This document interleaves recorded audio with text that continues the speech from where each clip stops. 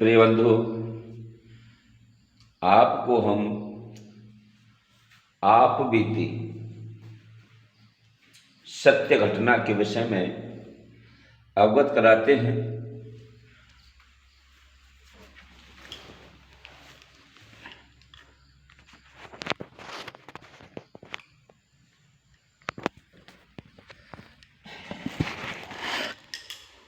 जैसा मनुष्य को भी झूठ नहीं बोलना चाहिए, कभी किसी से छल कपट नहीं रखना चाहिए। भाई, रामायण में लिखा है कि कल युग केवल नाम आधारा, सुमिर सुमिर नर उतरहु पारा। परमात्मा का भजन कलयुग में कारगर है। जाकी रही भावना जैसी, प्रभु मूरत देखी तिन तैसी। लेकिन मनुष्य अपनी भावना के बहाव में बह जाता है।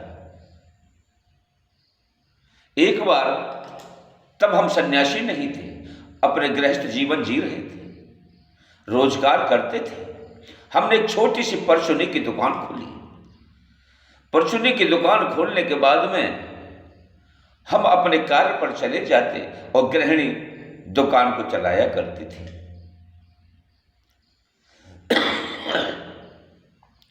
उन्होंने किसी के बहकावे में आकर के कहा कि अरे बहना, तू ना सुनते? कहा कि तेरो आदमी तो बहुत भीचू है, तू खच्चू ना दे तो, जबकि सारा कारोबार उनके हाथ में है।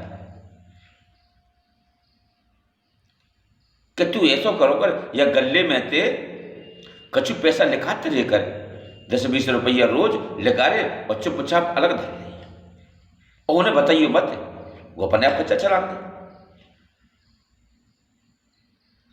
उसने उनकी बातों में आकर के ऐसा ही करने का प्रयास किया और करने भी लगी।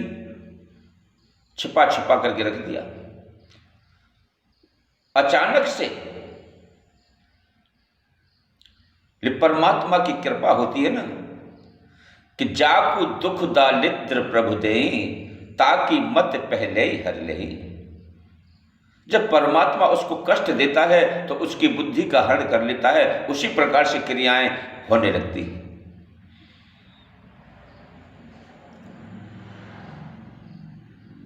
जब गले से चोरी होने लगी, हम तो अपने स्वतंत्र भाव में थे।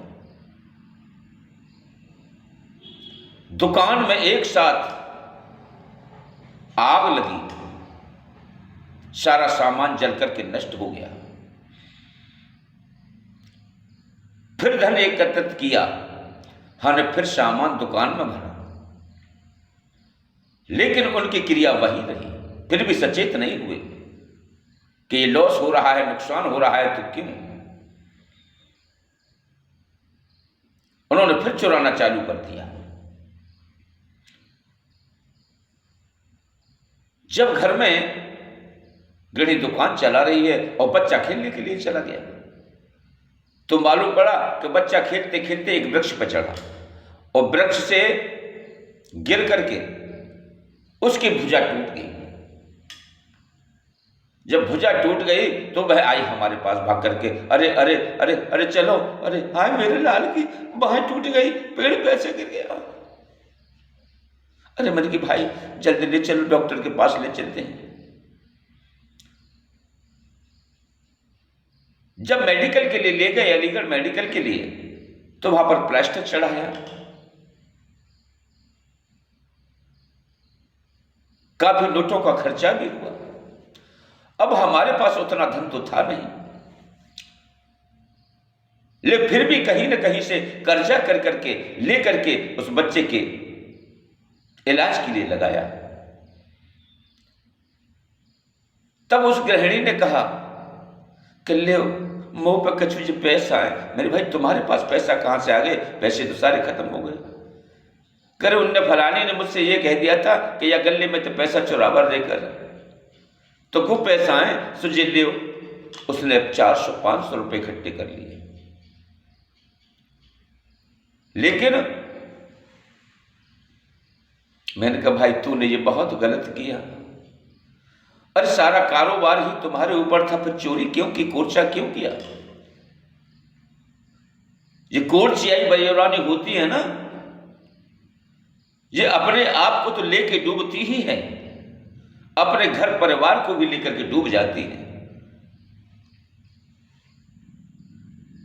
फिर हाथ जोड़कर बोले अब मैं कबू ना करूंगी, ऐसो कोच्चा मैं कबू ना करूंगी, मैं तो दूसरे के बहकावे में आई गई। अरे तने को तो मैंने कोच्चा ना करो, वाते ज्यादा तो मेरे लाल की बाह में लग गए, डॉक्टर ने ले ले, न तो वो पैसा मेरे काम आयो, देखे तो मेरे पुत्र के काम आयो है। ऐसा धन चुराने से क्या लाभ, जो कि जिसको डॉक्टर ही खा जाए, अपने हित के लिए कारगर न हो,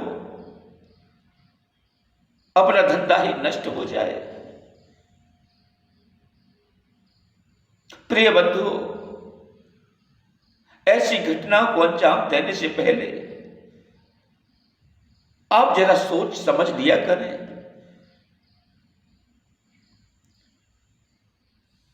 माताएं कथा श्रवण करने के लिए जाती हैं, कथा सुन के लौटी और मालूम पड़ी कि रास्ते में किसी की गाजर है या शकरकंदी है, उनको उखाड़ा और चाल नहीं वो बगल में दवाई और लेके चलने, चलो बाल करने का काम आ जाए।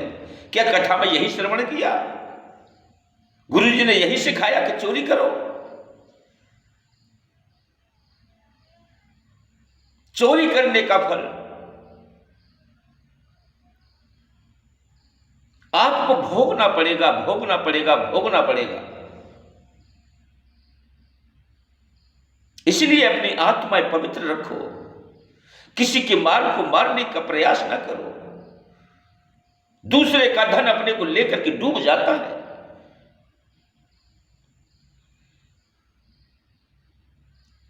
मेहनत की कमाई, परिश्रम की कमाई अपने भविष्य को उज्जवल बनाती है।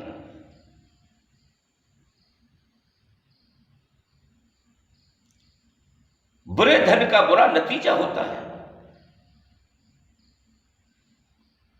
कभी भी किसी की कहीं से भी चोरी चंगुली नहीं करनी चाहिए। केवल परमात्मा से निवेदन करके ही परम पिता परमात्मा हमारा भाव बदल रहा है, हमारी बुद्धि को सही करें, जिससे कि हम अपने सद्मार्ग पर चलें, हमारा मार्ग प्रशस्त हो, आपकी भक्ति में विलीन रहें, आपकी सेवा कर सकें, भूखे प्यासों को भोजन करा सकें, गरीबों को कुछ धन बांट सकें। हमें प्रभु ऐसा बना दीजिए जिससे कि हमारा भी कल्याण हो और आपकी भी भक्ति पूर्ण हो जाए। ओम नमो नारायण, ओम नमो नारायण। प्रिय बंधुओं, इस चैनल को लाइक करें, हमारा मनोबल बढ़ता है आपके एक लाइक करने से। ओम नमो नारायण, ओम नमो नारायण।